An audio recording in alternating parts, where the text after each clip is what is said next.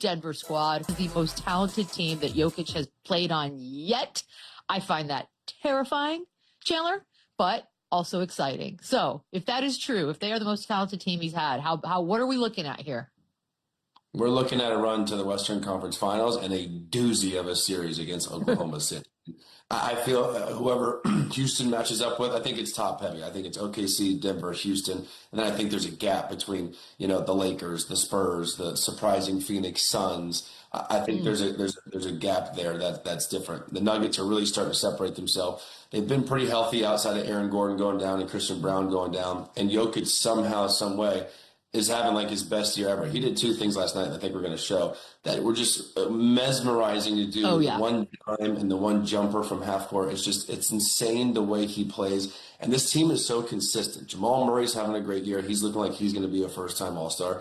They're 6-2 at home, and they're 6-2 on the road, which I like, and I trust the team more like that. That's consistent both ways. Like the Golden State Warriors, they are not. They are like 5-1 at home and like 4-8 on the road. That's a problem come playoff time, especially when you're a team like the Warriors that aren't going to have home court advantage.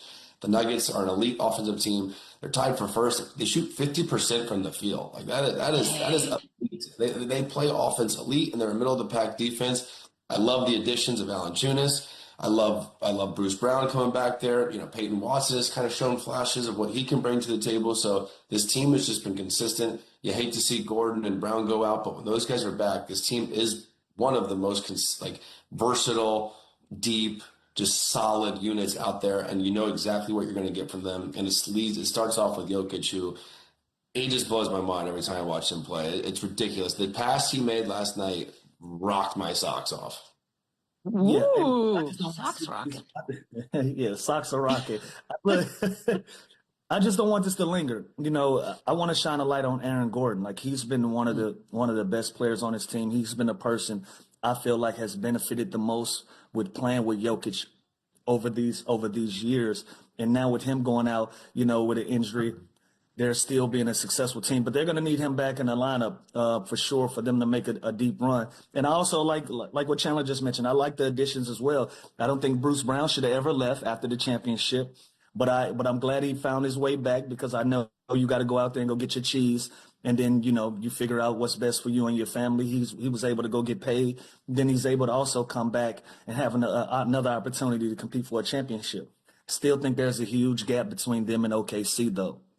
I don't know if this is the battle. Huge gap. I do. Wow. I think OKC has just done a great job of just putting themselves in a position to be the clear favorite in the West. I don't see them as having a rival right now. I don't see them as having, a tough run. I know they had some 7-game series last year. I think that's different. I think that even we're talking about this being Jokic's best team and talent that he's played with. I think OKC is better this year than they were last year, and we still haven't seen them with Jalen Williams. So there's a lot of factors there when we start talking about Western Conference Finals and all of that. Now, I do think that the Denver Nuggets are going to be that team. I don't think it's going to be as competitive as we say, especially with these injuries lingering. So let's see what happens with that. Interesting, Chandler. Not as competitive as you say. Because do you think they're the closest in the West? I know the standings are a little jumbled anyways, but it's early. So is anybody else in the West even remotely going to take on the Thunder? Houston's solid, but I don't trust them as much. But, man, they have talent. The Lakers, obviously, what they do, the way they can score the ball fully healthy. But no, I think it's going to come down to OKC and Nuggets. I don't think that gap is that wide, like Lou said. I think when you have a Jokic and you have a Jamal Murray and you have the depth that they have this year, adding a Cam Johnson instead of Michael Porter, I think made them better. Valanciunas has been solid. Again, Bruce Brown, Strawther, that they have guys now that are kind of showing you flashes of what they're capable of. Obviously, the Oklahoma City Thunder, I don't know what to say bad about them. Like, this could be one of the greatest teams in the history of the NBA. They're 17-1. I think they're going for a historic season this year. They're deeper. They're deeper than the Denver Nuggets, and they've done this without their second best player. They're all defensive player. They're all-star Jalen Williams. So they're going to continue to get better. And I do think it's going to be a competitive series, but I think it's closer than we think because Nikola Jokic is on a mission, and the things that he does on the basketball court are as good as they are defensively on OKC. They're not going to be able to stop this dude. So it's what these other guys can do. How big of X factors can they be? But man, I can't wait. And glad you mentioned that. And that's why. Go ahead. Yeah, and I was only going to respond to Chandler. Like that's my only hang up when it comes to Denver. You know, the other guys. Can Peyton Watson be this guy consistently, a third option or a third scorer for them? Can he do that consistently while Aaron Gordon is out for 4 to 6 weeks? That's a long time to not have somebody. It's also a long time that we haven't seen Jalen Williams either. Like it's a lot of different factors there. I just think OKC has turned into a plug and play team. I don't know if Denver has established themselves as one of those teams. Like if Jamal Murray goes out, I think we're having a different conversation, especially with Aaron Gordon already being out of the conversation. We see what OKC is doing without Jalen Williams. So that's the tail of it for me for both of these teams. I think OKC can still keep moving. They've proven it already. I feel like we've teased it long enough. It's excruciating. The Jokic plays. There you go, Chandler. Sit back, relax. Let's take a little Jokic ride. Surprised. This is the best pass I've ever seen in my life. That's smooth. That's one of the best passes I've seen. Look at the bench. Look at Memphis's bench up here. Yeah, that's what I was going to say. Watch their bench. The white dude on the corner was like, holy shit. Oh, my God. Trying to hold it in here, and they couldn't do it. That was a dime. They shouldn't. Listen, they have front row seats. That's an incredible pass. And it's easy to play with somebody like that. When a guy can make plays like this, it makes it easy for you to be motivated and want to cut back door and want to get yourself open because you know that ball is going to be delivered and it's going to be on time and you're going to be able to run up your stats playing with somebody like Joker, man. It's so fun to There's watch. certain guys that you play with a Rondo, Chris Paul, you keep your hands up. You're not supposed to do that. I play with Andre Miller. Man, I play with Andre Miller. And it made me so engaged on the offensive end because I knew at any moment, if I got open split second, I was getting that basketball. When you play with guys that can play make and they make it fun to play with them, listen, bro, Joker is one of those guys, man. He's a center. He's center. I love him so much. Truly, tingles. There you go, Chandler. They're the tingles. You keep speaking of full-blown feelings. So many feelings in my heart.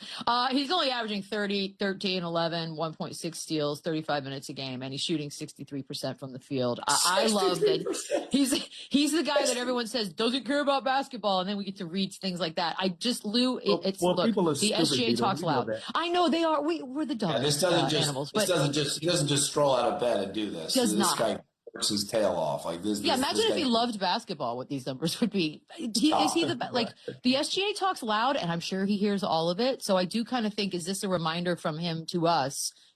Just so you know, I'm still here, and I'm awesome, and I'm the best. Here's the only problem. Here's the problem. When the Thunder go 71-11 or 10, whatever it is. That's going to give SGA the nod because his numbers are also ridiculous, and they're going to be the most consistent team. And if there's like a 6 to 10 game gap in between the Thunder and the Nuggets, you have to reward SGA because his numbers are going to be similar. But man, when you look at this, the triple double, the 63%, the way he plays too, he takes jump shots, he takes threes, like he gets to the. It shouldn't happen like this. And there's no look at that. I just got car sick just watching that highlight with him spinning around. It's unbelievable. I just think the team success of the Thunder is inevitably going to outweigh, the team success of the Nuggets, and it's going to give SGA the nod. But you could argue this is this guy's best statistical season right now, and it's only going to continue to get better. And their team's also going to win a lot of games, so it'll be interesting. We always get confused on how the voting works and stuff. To me, it's the best team, and that's going to probably be SGA. So I think I'd have to give him the nod early, but these numbers are nauseating. You know what this makes me think of? This makes me think of Laker fans getting on my case last week because I said Luka has to do something above and beyond to win the MVP.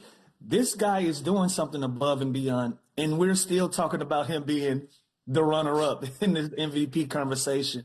That's how much of a gap it is between these players and what they've been able to do for their respective organizations. Like, again, what Chandler just said, if these guys go out and win 70, 71 games, it really don't matter what your numbers are. His numbers are going to be there. They're going to be similar. He's going to get that nod, even with you averaging the triple-double, even with these passes, even with the half-court shots. Those things are above and beyond. For Luka to get in this conversation, that third place ain't going to do it. You're going to have to walk Jokic down. You're going to have to walk SGA down because right now there is a clear pecking order of who's the favorite who's the runner-up and who's the third-place guy when it comes to this MVP race. So right now, it's still SGA's to lose. And you know what? The only way you could kind of fix this is delay the voting till after, like, deeper in the playoffs. Because say SGA does do But this, I don't agree with that. but say SGA does what he does in the regular season and they win 70 games, but then they lose first round. Shouldn't that change the vote Yeah, a it little should. bit? MVP is, It 100%. should, especially when you got two should, cats and like this putting up these crazy and numbers. it would. But we also know that the playoffs is a little tricky because if I'm playing against Luka or SGA or Jokic, I'm just gonna. It's a concentrated thing. I'm playing a 7-game series. I can take away certain things when I'm just concentrating on you, and that waters down kind of what you're looking at for the game. And especially when it comes to the numbers don't matter in the playoffs. It's all about doing everything that you can to win games. So bringing that into consideration, I think that muddies the water a little bit. Chandler, 3 MVPs, could easily have 5, especially considering he's the talk up all the way up until the vote each year. Top 15 all time? Is he top 10 all time? And why are there people out there that won't give him that? Yes, I think we're caught up in nostalgia. We're caught up in other guys' resumes. We're caught up in history that other guys have made before him.